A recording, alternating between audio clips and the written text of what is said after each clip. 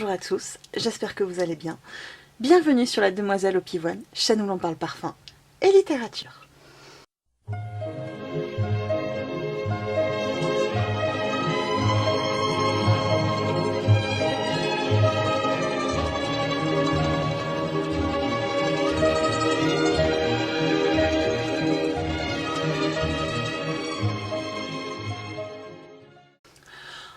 On se retrouve aujourd'hui pour un nouvel épisode de mes bêtises parfumées, ou devrais-je dire le haul de la honte. Je vais vous parler de certains parfums dont j'ai fait des revues avec des kits d'échantillons précédemment. Comme d'habitude, je vous mettrai ça en barre d'infos ou dans le petit i juste en haut. Dans ce nouvel épisode des bêtises parfumées de la Demoiselle au Pivoine, vous allez voir, il y a du lourd, du très très très lourd. Et beaucoup de niches, il y a juste un parfum de designer au final. Et je vous ai gardé le meilleur pour la fin. On va commencer par un parfum dont je vous ai déjà parlé dans ma vidéo sur Sommelier du parfum. Quand on commande le kit d'échantillon Sommelier du parfum, on reçoit un bon d'achat de la valeur en fait du kit que l'on achète. Je n'ai pas pu résister, j'ai craqué pour le merveilleux rose trombone de l'Orchestre Parfum. Vous voyez qu'il a pris une sacrée claque hein, depuis. Rose trombone, c'est une rose sucrée, un peu orientale, et en même temps avec un côté un peu cuivré comme dit la marque, en référence à l'instrument. Aldéhyde, création de Anne-Sophie Béagel et de Amélie Bourgeois, donc parfum composé à deux nez, et qui je trouve est une merveille. Vous savez, j'ai eu un gros coup de cœur pour l'Orchestre Parfum. Ensuite, autre parfum qui a suivi, on va rester dans la maison. Je pense que vous vous en doutez. Si vous avez vu ma revue le concernant, il s'agit bien entendu d'Ambrocello dans son flacon collector doré. Très tape à l'œil, hein, très lingot. Je pense que je préfère celui-ci d'ailleurs pour son jeu de lumière que je trouve très joli. J'aime beaucoup cet effet. Donc Ambrocello, comme je vous le disais, je vous en ai fait une revue que je vous attache juste en haut et en barre d'infos. C'est un ambre brut primitif avec une note de benjoin qui va se dessiner au fur et à mesure, tout en ayant une vanille très sombre. Un parfum que j'adore. Je pense qu'il ne plaira pas aux amateurs de parfums gourmands parce qu'il est quand même assez brut hein, quelque part. Mais personnellement, moi je l'adore, je pense que vous le savez hein, si vous me suivez. Ce fut un gros coup de cœur pour ma part. Troisième bêtise parfumée, dont je vous avais déjà parlé. Pareil, c'était dans ma vidéo sur le kit qui avait été fait en collaboration entre Manon, ma note de cœur, et la boutique Le Nez Insurgé. J'ai craqué, je vous l'avais dit, sur Menthe Fraîche de James Hillet. Mon premier parfum de la maison. Je pense que ce ne sera pas le dernier. J'ai dans le viseur l'Iris de nuit, notamment. Il va bientôt me rejoindre lui aussi. Menthe fraîche, un départ vraiment de menthe glaciale, verte, mais tout en délicatesse, c'est quelque chose de très rafraîchissant vraiment. On a cette sensation de fraîcheur quand on s'en pulvérise, mais qui ensuite va se transformer vers un thé à la menthe superbe, sans le côté sucré du thé à la menthe oriental. Donc très appréciable pour la saison. Vraiment le parfum parfait pour l'été, clairement. Si vous aimez la menthe et que vous cherchez un parfum qui vous rafraîchit pendant les fortes chaleurs, je vous conseille menthe fraîche parce que il est parfait, vraiment. Et ensuite, si vous avez vu ma dernière vidéo, c'est-à-dire mon top 3 des parfums d'été, j'ai découvert Maître Parfumeur et Gantier, ça a été un gros coup de foudre. J'ai fait un petit carnage, j'ai profité des réductions qui sont en ce moment dans la boutique, et je tiens à mentionner que la conseillère qui m'a conseillé, bravo Gwendoline, était absolument adorable. Elle m'a fait sentir plusieurs parfums, elle a su m'orienter, me conseiller. Vraiment c'est un service de très bonne qualité, très appréciable et qui était en même temps pas oppressant. On m'a d'ailleurs donné plusieurs doses d'essai, je vous les montrerai après, hein, c'est pas très important.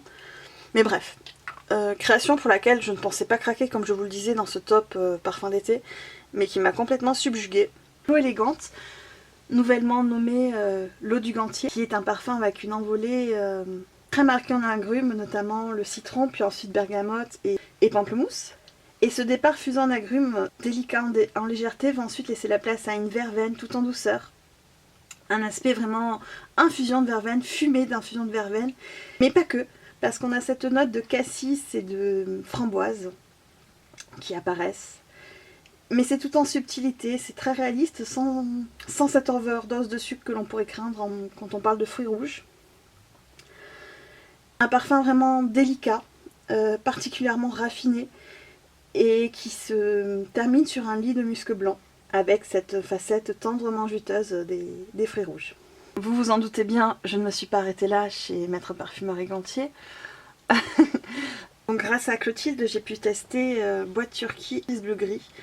Ils ont été tous les deux des coups de cœur vraiment monumentaux. Boîte Turquie d'abord, qui est vraiment, à mon nez en tout cas, centrée sur l'ambre, sur la myrrhe, sur l'encens, avec un aspect, un brin aromatique, certainement la note de laurier que l'on retrouve dans la pyramide olfactive, avec malgré tout une facette de bois sec, le santal sûrement. C'est un parfum que je trouve vraiment mystique, orientalisant, une fragrance riche, enivrante, hypnotisante, l'odeur d'une église orthodoxe avec le faste qui leur est propre, et les fumées d'encens qui s'en dégagent. C'est vraiment la myrrhe après sur moi qui va se développer, et j'adore, vraiment j'adore. Un coup de foudre immédiat, et un parfum que je trouve très addictif dans le sens où je reviens pour le sentir en fait sans cesse. Donc vous voyez là j'ai l'ancien flacon rouge. Alors autant je ne suis pas spécialement fan du cabochon, même s'il y a ce côté très baroque propre à la maison, mais je trouve que ça a son charme. J'aime beaucoup le fait que le verre soit rouge, ça j'avoue que ça me plaît énormément. Et c'est une création de Jean-Paul Millet Lange. Ensuite donc dans ce deuxième flacon, son frère dans le flacon rouge également, Iris Bleu Gris également, que je qualifierais comme un iris frais et vintage. L'envolée est en tout cas pour moi très rafraîchissante, marquée par les agrumes. On a de la pamplemousse, du citron, de la bergamote dans la pyramide, avec un côté néanmoins herbe coupée qui clairement se fait sentir et qui est revendiqué par la marque, mais qui reste zesté par ses notes juteuses. Puis en fait petit à petit vous avez l'iris qui va éclore. Il est un brin terreux, sans avoir pour autant cet aspect carotte que l'on peut retrouver dans les iris un peu terreux. C'est un iris qui semble ici plus naturel presque, j'ai envie de dire, un brin doux et poudré, contrasté par le vétiver, qui est profondeur et fraîcheur en même temps. Sur ma peau, ce parfum m'évoque un souvenir bien précis. Il m'évoque en fait l'odeur de peau crémée qu'avait ma grande-tante en fait. Je crois qu'elle mettait de la crème de Nivea sur son visage, je vous avoue c'est très lointain, avec l'odeur de son maquillage, et en même temps cette facette verdoyante qui est sublime. C'est un parfum, je trouve, qui est très enveloppant de douceur, réconfortant, et qui au final va vous prendre dans ses bras, vous envelopper, et c'est quelque chose de très tendre, de très doux. C'est sublime, j'adore. Et c'est une création cette fois-ci de Jean-François Laporte. Ici vous avez la dernière création que j'ai prise dans la marque. J'y suis retournée en fait parce que la vendeuse m'a donné gentiment plusieurs échantillons. Cuir fétiche, fraîche passiflore, fraîcheur muscissime et soie rouge que j'ai pris en flacon. J'ai d'autres échantillons ici de leur nouvelle collection Dear Diary. Il y a une note au départ qui m'avait un petit peu révulsée. C'était la note d'ananas. Je suis sortie de la boutique, je n'ai pas arrêté de me sentir le poignet, d'y revenir tout le temps. Et l'évolution du parfum m'a absolument subjuguée. Et résultat, une semaine après, je suis retournée prendre soie rouge. Voilà. Alors soie rouge, l'envolée, je vous disais, vraiment un ananas très juteux et sucré. Mais c'est un ananas vraiment réaliste, qui n'est pas du tout bonbon, ni fruits confits ou confiture. Parce qu'il a certes ce côté sucré de l'ananas, mais en même temps un aspect acide, voire aigre, qui pourrait, je pense, révulser beaucoup. Moi, il m'a fallu du temps avant de m'habituer à cette envolée. Et néanmoins, après, je vous dis, j'ai pas arrêté d'y revenir. Et dans le développement, le parfum se fait presque d'aspect vintage, avec un côté quelque peu cosmétique qui se dessine, tout en restant néanmoins fruité. L'œillet va éclore au fur et à mesure et accentuer en fait ce côté ancien du parfum. Il reste néanmoins en support en fait, et enrobé par un abricot velouté. On a malgré tout également un aspect poudré et presque, j'ai envie de dire gras en fait, de la cire de rouge à lèvres qui se développe sur ma peau. C'est un délice, j'en suis dingue mais complètement. Un parfum vraiment féminin vintage, presque un parfum de pin-up qui a été créé par Jean-François Laporte. Et vraiment une merveille, je l'adore celui-ci. Donc voilà pour mon petit, avec des gros guillemets carnage chez Maître Parfumeur et Gantier. Et à savoir que j'en ai encore deux dans le viseur, hors des Indes, dont Clotilde m'avait parlé et qui est une splendeur. Mais alors vraiment, hors des Indes, cet hiver sera mien.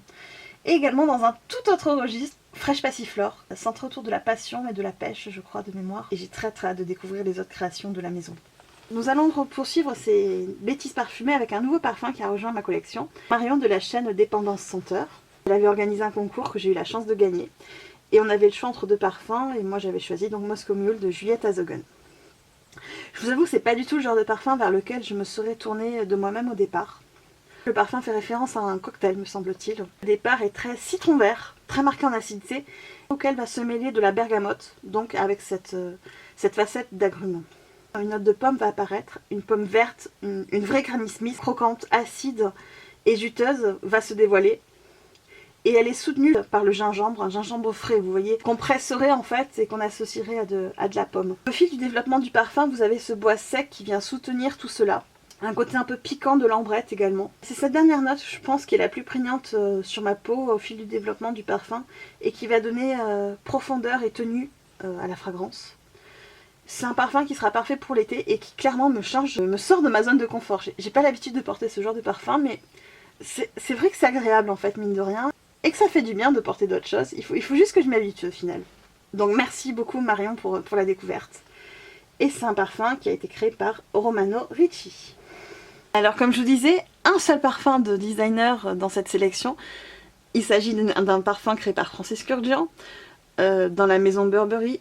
Je pense que vous le savez, que je vous l'avais déjà dit, mais Burberry est une des maisons pour laquelle j'ai un petit faible, mine de rien. Je pense que c'est un petit peu mon péché mignon chez les designers.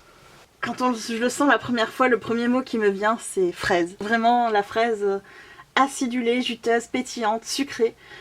C'est une fragrance qui est particulièrement joyeuse, un brin juvénile même, je dirais. Moi, l'image qui me vient, c'est l'impression de me délecter d'une tartelette à la fraise. Il avait été présenté comme un dupe, Baccarat Rouge, parfum célébrissime, qu'on connaît tous maintenant, de Francis Kurkdjian.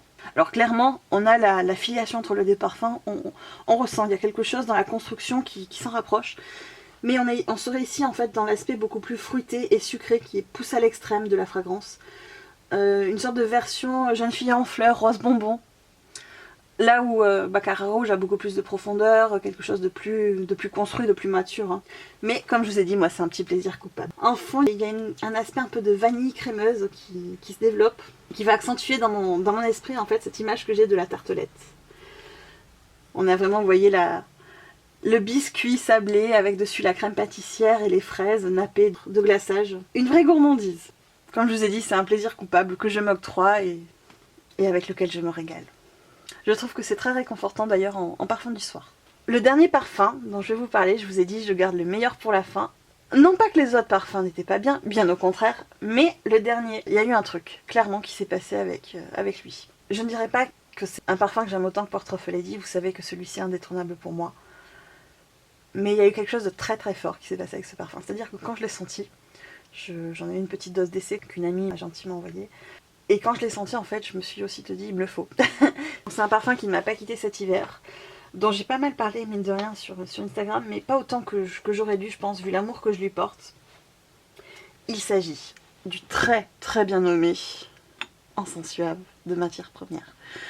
Je sais que c'est un parfum dont on a énormément parlé sur la toile, il y a la Youtube-sphère ou le Insta Parfum, mais pour cause, il a vraiment sa place. Il mérite qu'on en parle autant, clairement. Donc je l'ai dit, Encens Suave, le bien nommé, mais un encens également gourmand, charnel, fumé. Ça a été mon coup de cœur de l'hiver dernier. Une fragrance addictive, on ne peut pas s'empêcher en fait d'aller le sentir, d'y revenir sans cesse, de s'en revaporiser pour qu'il nous enveloppe en fait vraiment de son sillage. L'encens y est sombre, résineux, mais contrasté en fait par un nid de vanille sur lequel il se couche.